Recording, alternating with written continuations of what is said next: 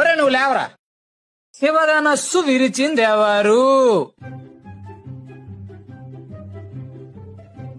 చెప్పరా, శివధనస్సు విరిచిందెవరు? Sir I don't know sir.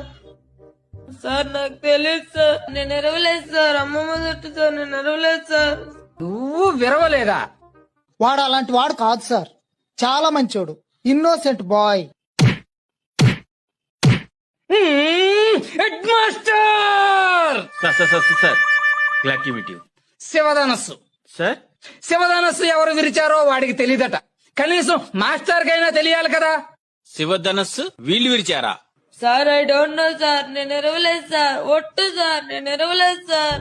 ఈ క్లాస్ వాళ్ళు అలాంటి ఏదో పని చేయరు sir. First time students 6th class వాళ్ళు అయి ఉంటారు. స్కూల్ మూసేయండి. సార్ ఇంత చిన్న విషయానికి అంత పెద్ద పనిష్మెంట్ ఏంటి సార్? చిన్న విషయమా ఇది? చిన్న విషయమా? శివధనస్సు విరిచింది ఎవరంటేనే చెప్పలేదు. ఓకే సార్, చెప్పలేదు. అయితే శివధనుసు విరిచేయడం స్కూల్ మూయాల్సినంత నేరమా? అవసరమైతే శివధనుసు ఖరీదెంతో చెప్పండి, కట్టేస్తాను.